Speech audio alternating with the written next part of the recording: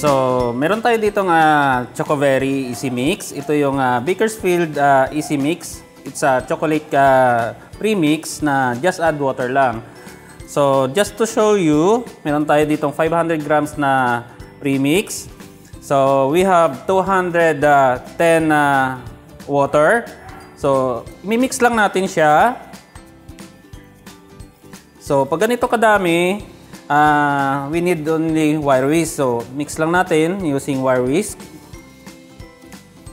So, ganito siya kadali. So, unlike sa ibang premix, kailangan mo pa mag-add ng oil, eggs, then milk. Dito, very easy siya gamitin kasi just add water lang. So, that's it. So, sa 500 grams na Chocoberry, eksakto siya sa ganitong pan. So, ipopour lang natin siya.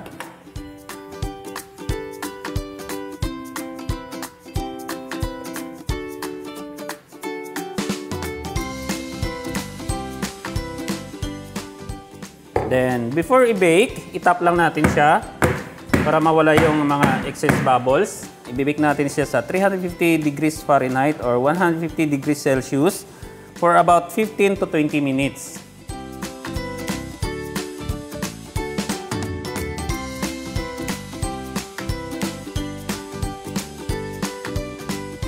So, ang next natin gagawin is gagawa tayo ng hard ganache using Bakersfield Dark Chocolate Compound. So, this is 250 grams and 100 grams all-purpose cream. So, una muna nating i-melt is yung ating chocolate compound. Pwede naman siyang isama yung all-purpose cream saka chocolate compound, pero usually ang nangyayari niyan, hindi siya nagiging parang fudgy yung dating niya. Pag imimix mo siya, mas madali nagsiseparate yung ating yung fat ng all-purpose cream.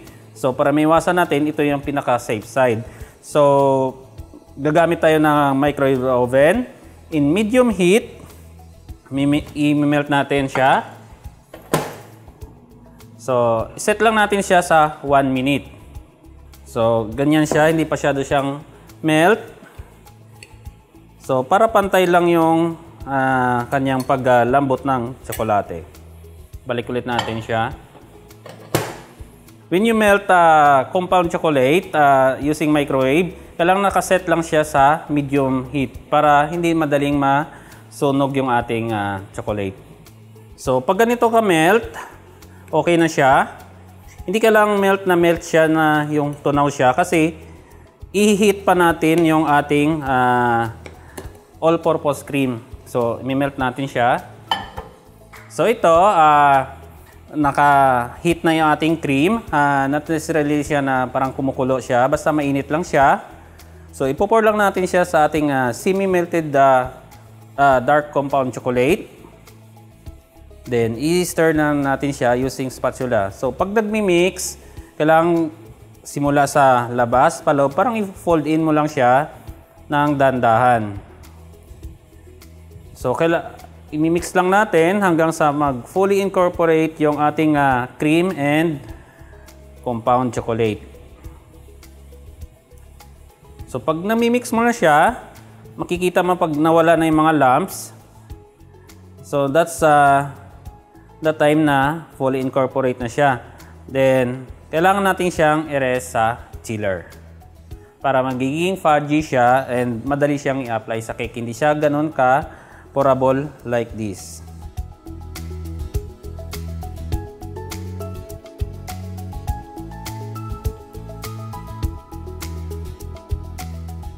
So, ang next natin, gagawa tayo ng whipped fondant using plain or yung classic whipped. So, ang kailangan natin is 1,000 grams of powdered sugar, 200 grams of glucose syrup, then 300 grams of unbeaten whipped. So, imimix lang natin siya into a bowl. So, first, gagawa muna tayo ng hole dito sa ating powdered sugar. Ang next natin ilagay is yung ating glucose syrup. So, medyo sticky talaga yung glucose syrup. Ito ito yung magbabind ng ating mga ingredients, yung ating glucose syrup.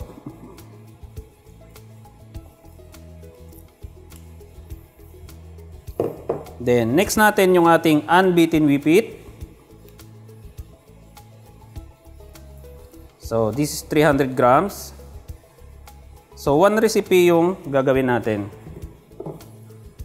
So, when mixing, gagamit tayo ng ating kamay para mas ma-feel natin. Saka, yung fondant naman talaga is kamay yung kailangan natin kasi kailangan nating knead. So, mix lang natin. So, first, i-ano na muna natin siya. Turn into bowl, parang bola siya. So, habang in-incorporate natin yung ating powdered sugar. So, i-mix-mix lang natin siya until magiging crumbly siya. Parang hiwa-hiwalay. So, pag nag-crumbly na siya mamaya, ilipat natin sa table, saka i-knead.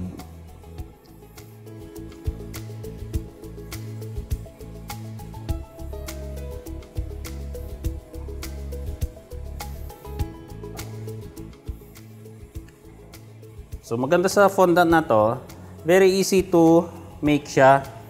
Walang hassle na magme-melt-melt ka siya. So, later on, tuturo ko rin sa inyo. So, yung fondant na to is hindi siya masyadong elastic, pero later on, may papakita ko sa inyo o gagawin natin siya maging elastic.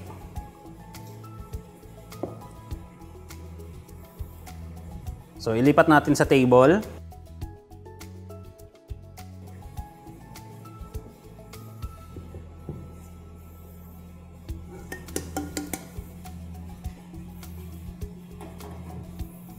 So, using scraper, fold natin siya hanggang sa ma-incorporate.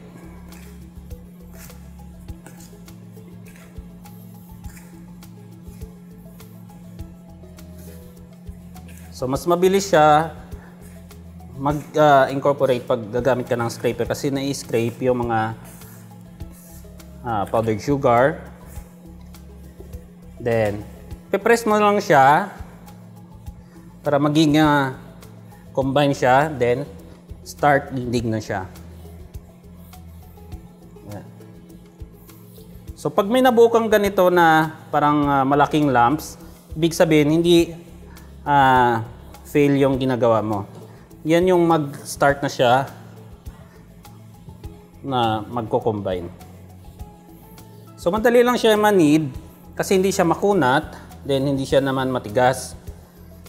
So, katamtaman lang yung pagiging malambot niya. So, hindi mo na kailangan mag-excess ng masyadong force. Yung bigat lang ng katawan mo habang nagaganito ka masa, isa okay na. Para hindi mapagod sa braso pag nagmamasa. So, yung weight ng katawan mo yung gagamitin mo. So, malapit na siya. So, the more you need siya, yung habang tumatagal yung masa niya, mas gumaganda yung texture. So, pag malambot pa yung fondant, kung malambot para sa iyo, yung kanyang consistency, feel free to add powdered sugar para mag-harden lang siya. So, nakikita nyo, malinis yung table, wala masyado siyang dikit kasi hindi naman siya ganun ka-sticky. So, that's it. Tapos ng ating one recipe of whipped fondant. So, ito na ating hard ganache. Nakaset na siya sa chiller or naka-rest. So, kailangan maging ganito yung consistency niya. Parang fudgy siya. Tapos, stiff peak din yung kanyang hindi siya porable. So, madali siyang i-apply sa ating cake. So, first, parang manipis lang muna. Parang crumb coat. Para, in any case, yung mga crumbs is mabind siya. So, crumb coat muna natin siya ng manipis. So, isang technique din na para mabilis yung pagdikit ng ating ganache mamaya pag kinapalan na natin siya. So, ang ginamit natin ditong cake is Bakersfield Easy Mix. So, this is 1 kilo sa ganitong kalaking cake, 8 round by 3 inches. So, inelevate ko lang siya ng 2 inches na styro. So, para mas mataas, saka mas matibay siya pag i-stack muna siya. So, dagdagan na natin. So, ginaganash natin yung cake para much easier pag halimbawa nag-cover na tayo ng fondant, saka pumantay yung ating cake. So, hindi muna natin i-smooth kasi gagamit tayo ng scraper mamaya pag i-smooth natin siya. So, lagyan natin siya on the way to the bottom. So, napapansin nyo, hindi siya mabilis mag-dry up yung ating ganache. Fudgy siya. Kaya kahit slow ka maglagay ng or mag-frosting sa cake, hindi siya masyadong hassle. So ngayon, papantayin na natin siya gamit yung ating scraper. So ilagay na natin sa sides, ikotin. So mas mabilis pumantay yung ating ganache. So on top, scrape natin gamit yung scraper natin. So hindi kailangan nating sharp edge. So, kung gusto niyo i-sharp edge, pwede din. Pwede kayong gumamit ng acrylic yung pinapatong sa taas. Then, una muna sa sides yung paglagay. So, ito, gamit lang muna natin yung ating bench scraper. So, scrape natin siya, paikot lang. Then, ganyan siya. Then, i-rest natin siya sa chiller para mag-harden lang.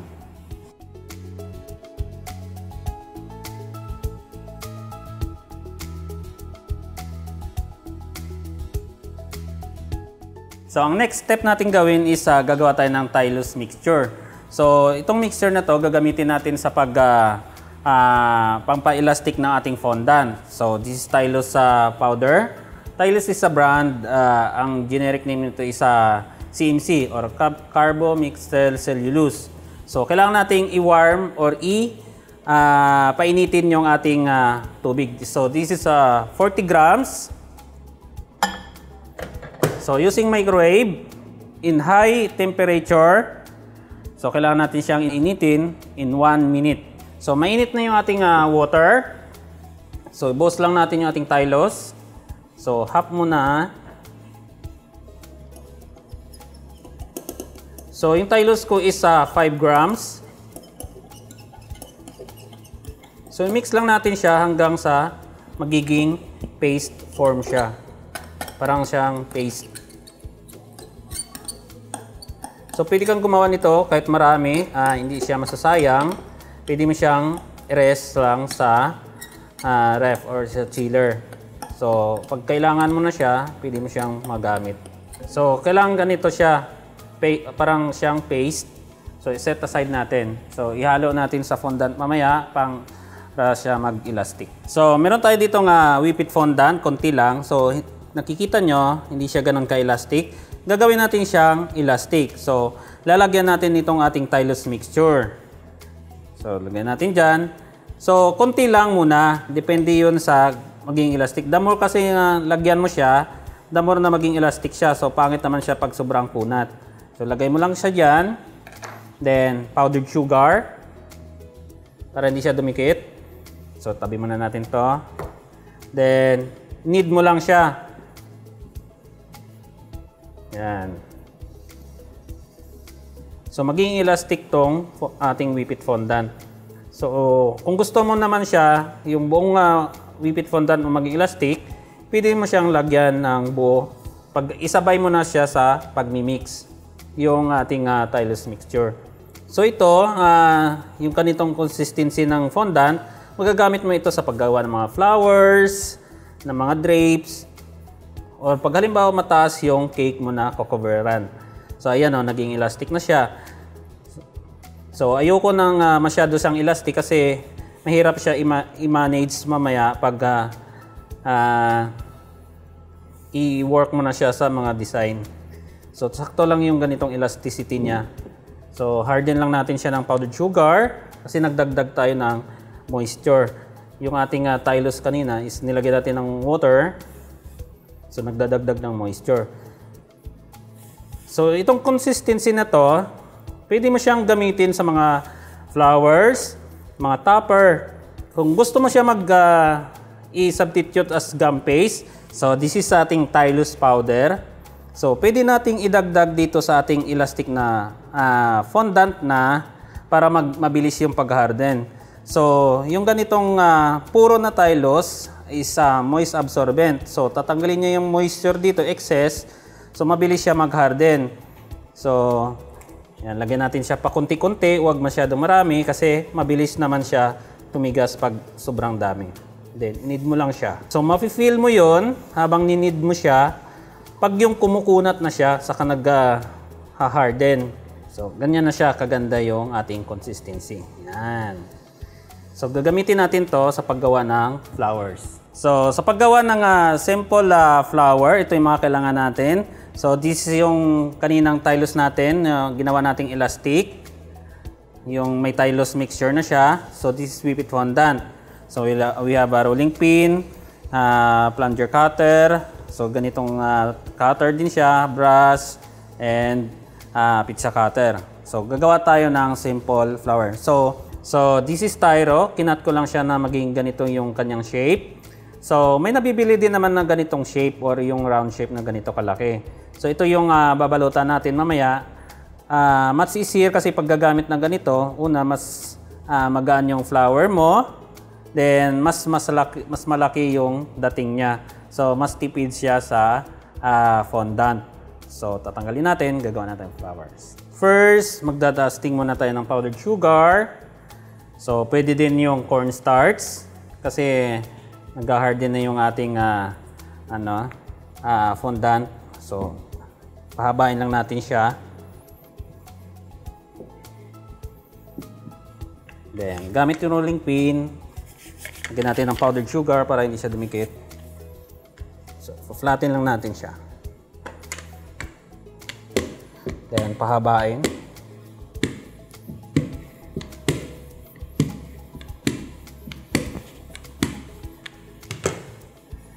Then, make sure na hindi siya dumidikit sa table.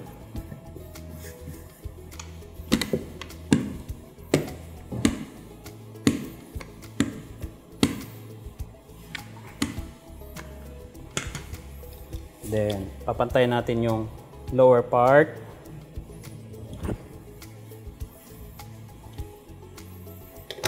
Then, gamit yung ganitong cutter, kakat natin siya. So, medyo paslant.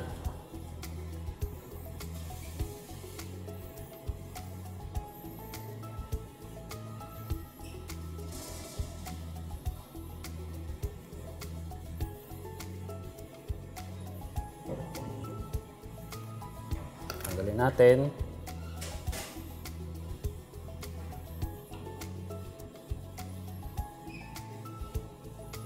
Yan. So magiging ganyan yung kanyang tsura.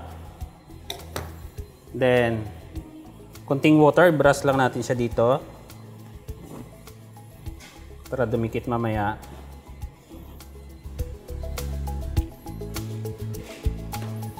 Then, yung ating styro, dikit lang natin muna siya. So, pag gagawa ka ng parang buds,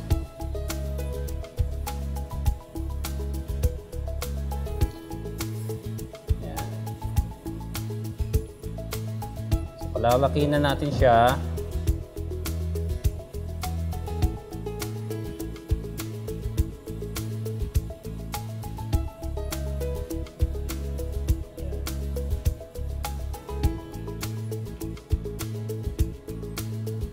On the way to the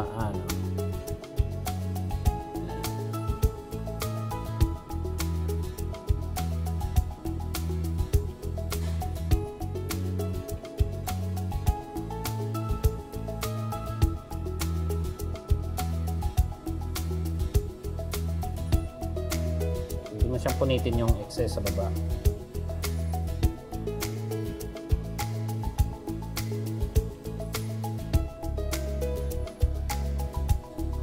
Then, pwede pa tayo magdagdag ng another layer pa ulit. So, sa side natin dito.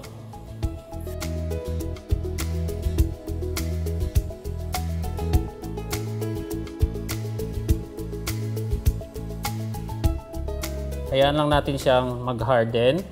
So, overnight, or pwede naman siyang ikabit later on kahit ganito pa siya kalambot.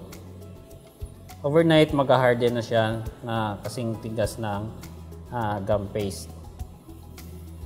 So that's it, yung ating flowers. Ang next natin, sa plunging cutter naman siya. So sa next flower, kailangan natin siyang i-flatten lang to.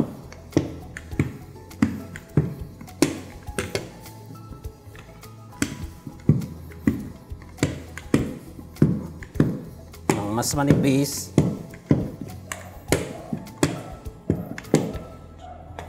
So kakat lang natin. Pepress lang natin.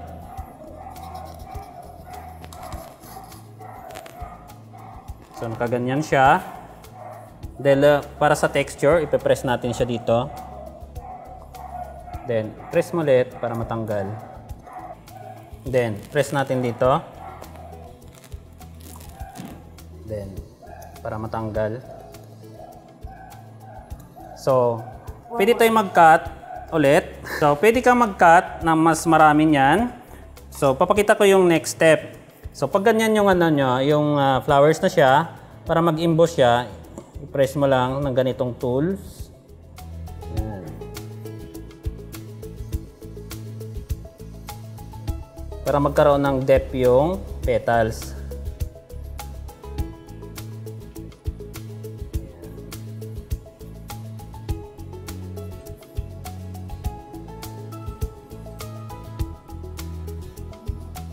So next, ang gagawin naman natin is magko-color tayo ng fondant using Bakersfield OB Flavor Aid. Then lagyan natin siya ng konting pink.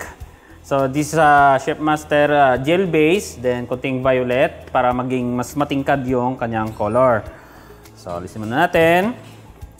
So ganito lang muna kalaki yung fondant na kukulayin ko. Just to show you kung gaano siya kaganda ikulay yung Flavor Aid dito sa Whipped Fondant. So first, magdadusting muna ako ng powdered sugar. Then mag-pour ako ng Flavor Aid.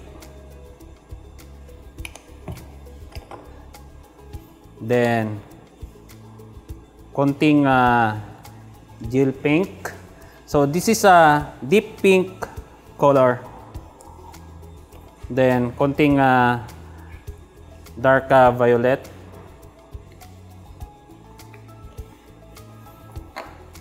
Then, fold lang natin siya para pumagitna siya. Then, add more powdered sugar on top. Then, inid na natin siya. So, soft siya. Yung fondant na to is walang tylose mixture siya. So, ito yung gagamitin natin pang cover later on sa ating cake na nilagyan natin siya ng ganache. So, napapansin nyo, ang bilis niyang mag-pick ng color kasi wala siyang hindi siya makunat, wala siyang elasticity, kaya madali siya mag-pick ng color. So, ito, medyo light siya. Pwede ulit tayo mag-add ng Flavor Aid.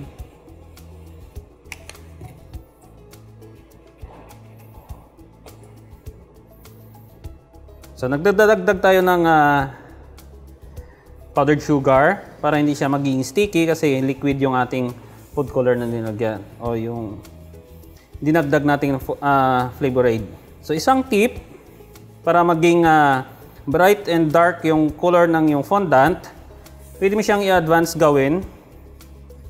Then i-overnight mo siya para mag-mature yung color.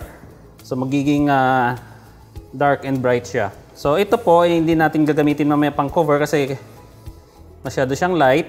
Ang ipapakita ko mamaya or gagamitin ko na fondant is yung na-overnight ko na kinulayan. So, kahapon ko pa siya kinulayan. So, ito just to show you kung paano siya kaganda ikulay. So, ready na yung ating cake, yung ating nilagyan ng ganache. So, nakaset na siya sa chiller. So, ganun siya kataas kasi elevated siya ng 2 inches na styro. Then, 8 round by 4 inches yung ating cake. That's 1 kilo of Chocoberry Instant Chocolate Premix. So, ito na yung ating fondant. So, overnight na siya. Kinulayan ko siya kahapon. So, ganito siya ka-bright. Ganyan na siya ka-dark. So, this is 650 grams. So, sobra pa siya dito. Pero mas maganda, mas sobra siya kaysa magkapos. tatanggalin natin, mahirap yun. So, okay lang yan magsobra, cut lang naman natin, then pwede na ulit natin i-recycle. So, ito na yung ating fondant, naka-dusting na siya. So, i-roll na natin siya or ipa-flatten using rolling pin. So, sa pagpa-flatten, hindi kailangang pwersahin. So, dapat unti-unti lang siya mag-flat. Korte natin i-round. Lagyan natin powdered sugar para hindi siya didikit. Para makompress yung ingredients natin ng fondant. So, paikutin natin. Lagay konting powdered sugar. So, sa ganitong paraan, natitemper po yung ating fondant kasi hindi siya ganun ka-elastic para mas matibay siya, hindi siya mag-break pag kinover na natin sa cake. Ayan. Lagyan natin lagi siya ng powdered sugar para pag dinaanan ng rolling pin, hindi didikit yung ating rolling pin. So, make sure natin lagi na hindi siya dumidikit sa table naman. Okay lang yan yung enough na sugar na dusting kasi may mga paraan naman yan na maalis natin mamaya. So, pag halimbawa na-estimate mo na eksakto na siyang makover dun sa ating cake, pati sa sides, i-prepare naman natin siya yung ating cake. So, bago natin coveran siya, papahiran muna natin siya ng light corn syrup para dumikit yung ating fondant. So, ibabrush na natin siya ng light corn syrup. So, una muna dito sa sides.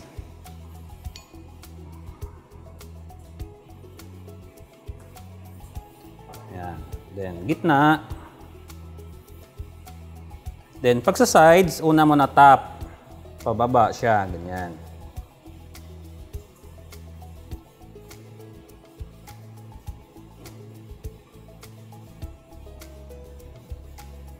So, para dumikit yung fondant natin. Then, meron kasi mga pamaraan. Minsan, niro-roll natin ng rolling pin, tapos i-unroll. So, yung classic yung gagamitin natin. Ganyan siya. Then, una muna natin sa taas i-flatten para dumikit. Then, itong sides, sa top sides.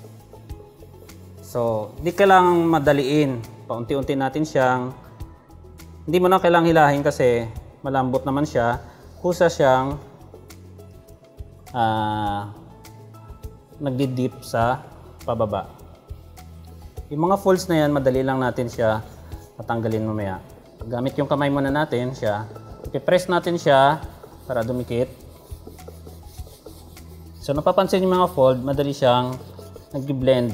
Then yung excess, kakat natin siya ng pizza cutter.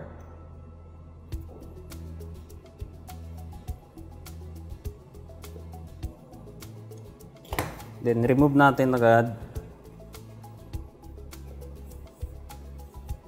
Ang gagawin natin, isi-smooth natin yung cake para pumantay lang yung ating fondant. So, hindi kailangan mag-exceed ng much pressure. Hayaan lang natin yung konting bigat ng ating kamay, saka yung ating fondant smoother. So sa sides, unahin mo tayo na sa baba para dumikit siya. Yan. Ganyan lang siya muna. So yung mga folds mawawala. Then para pumantay din siya, may cut natin yung sobra. Sa sides ulit, ipatayo naman natin yung ating fondant smoother para maging 90 degrees almost yung kanyang pagkapantay. Ayan. Then, focus natin kung saan yung mga may malalim na folds para pumantay siya. So, ganun lang. I-repeat nyo lang pag halimbawa may mga folds or may mga crack na hindi siya nag-ano. So, ang next step natin dito is gagawin natin kasi siyang 2 layer. So, bago natin i-stock yung second layer, kailangan natin siya lagyan ng dowel. So, para hindi lumundo yung ating cake pag halimbawa yung bottom layer pag pinatungan natin siya.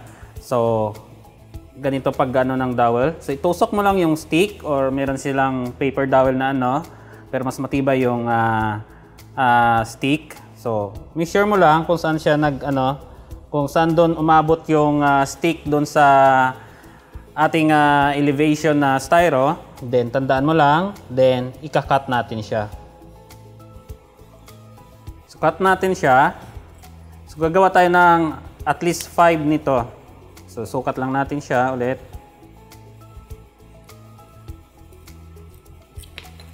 So, itutusok na natin yung ating dowel.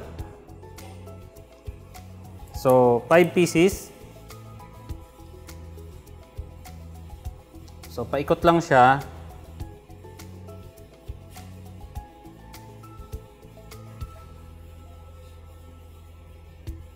Yan siya. So, ito yung magiging support ng ating second layer cake para hindi siya lumundo yung ating bottom layer cake. So, papatong na natin yung ating second layer cake. Yung second layer cake na to is in advance ko na siya ginawa. So, this is cake also. So, patong na natin. Make sure natin na nasa gitna siya. Yan.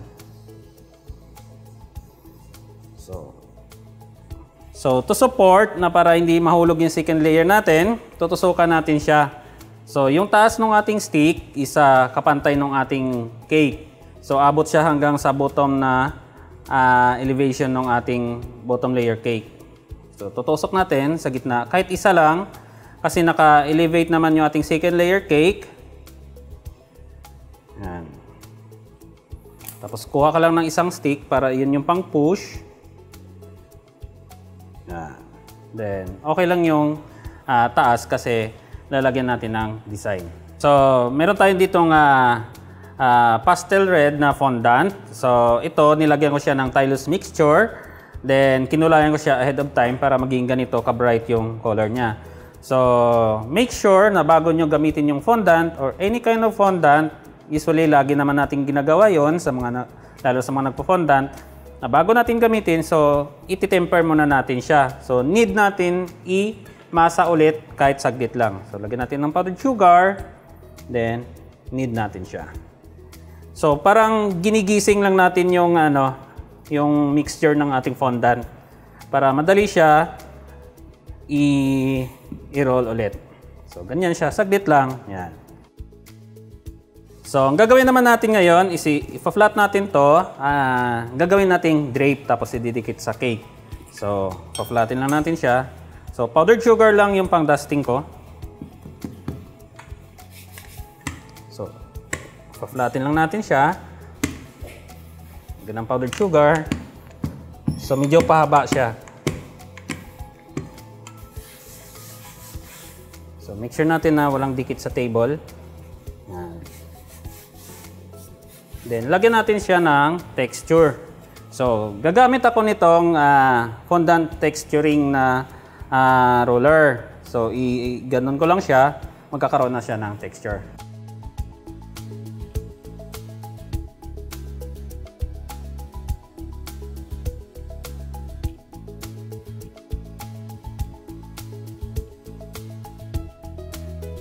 Cut natin siya ng square.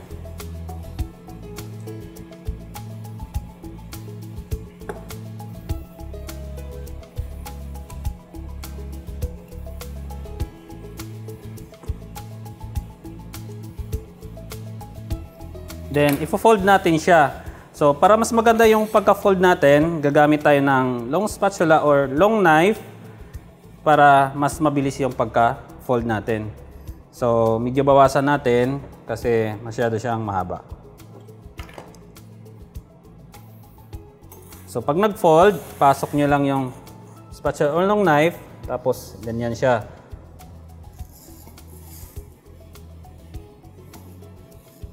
So, make sure na pantay siya. So, 3-fold is enough. Ayan. Then, i-press nyo lang yung pinakadulo. Ayan. Kailangan nakaspread yung pinaka-bottom nito. So, lagyan lang natin ng konting water para dumikit yung ating fondant pag nilagay natin yung ating drape. Simula dito sa gitna, then spread natin siya sa baba. Then sa bottom, kailangan pantay siya. Ika-cut natin siya. Hindi kailangan siyang nag-spread sa hanggang baba. So kailangan yung drape natin Pantay siya dyan.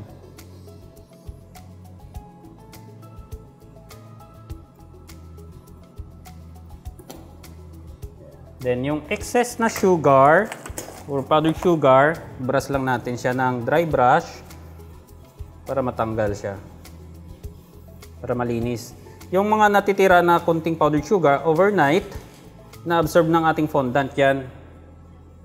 Pero pag gagamit ka ng cornstarch, hindi na masyado siyang ina-absorb. Cut lang natin dito. Pantay. So, same process gagawin natin. Dito naman tayo maglalagay.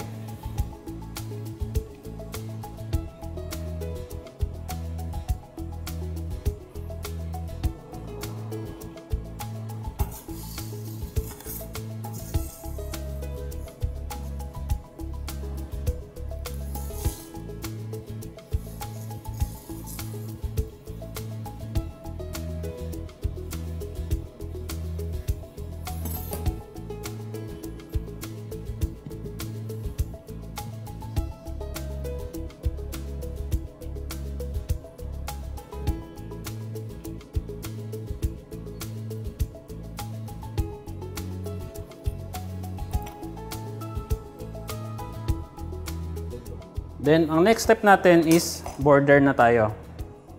So, sa border, gagawa lang tayo ng parang mahaba siya. Pahabain lang natin.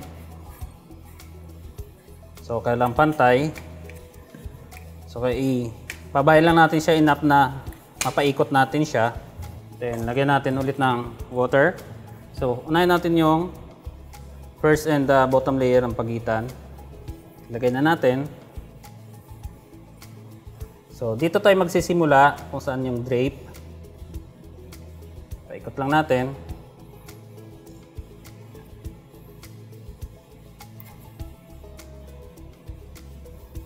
Then, press natin siya para dumikit. So, ganun din ang gagawin natin on the bottom. So, dito tayo magsimula.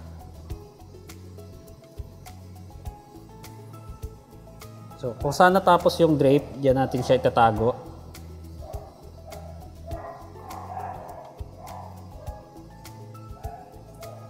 So, ang next step natin is gagawa tayo ng leaves. So, meron tayong plunger cutter na leaves. So, meron na siyang beans din. So, flatten muna natin yung ating fondant. So, napapansin niyo yung fondant ko, medyo elastic na siya. Ito yung may tylose mixture na siya. Then, lagyan natin powdered sugar para pag kinat natin hindi siya didikit. So, magkakat lang tayo. Press mo lang.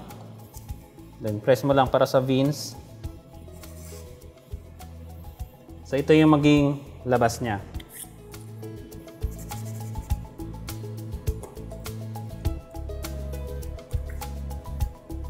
So, enough na yung leaves natin. Didikit na natin dito sa ating cake. So, bago natin dikit, press muna natin dito, yan, para magmukha siyang leaves talaga.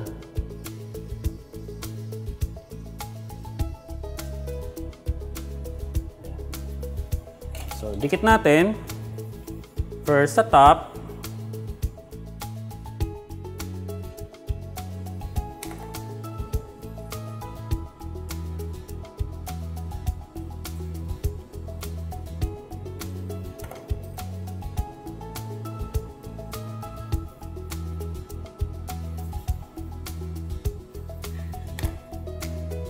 So, lagyan muna natin ng leaves sa bago natin ipatong yung ating flowers.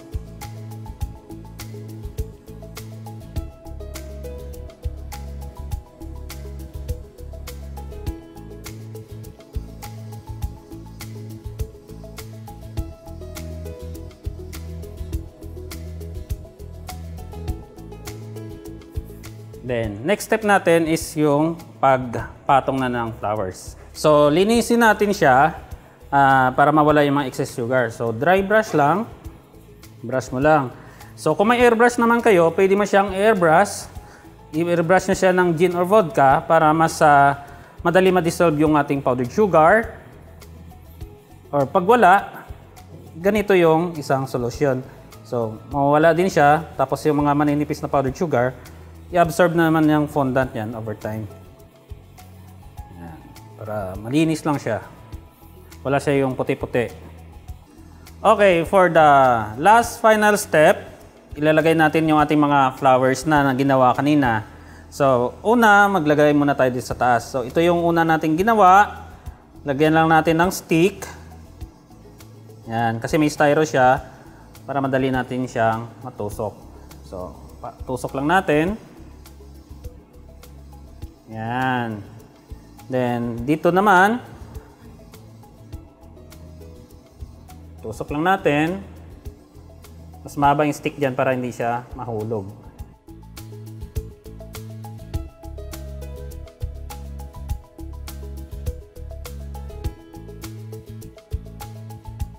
Ito naman is royal icing, is a mixture of egg white and powdered sugar lang.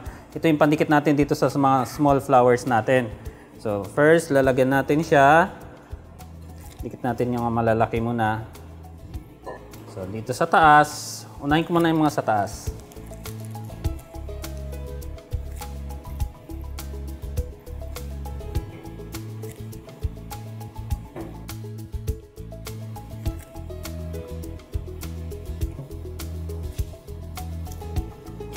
So, spread lang muna natin, unahin mga malalaking flowers.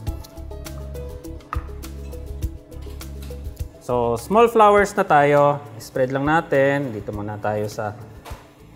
So, ilalagay lang natin siya kung saan malalapit yung drape natin.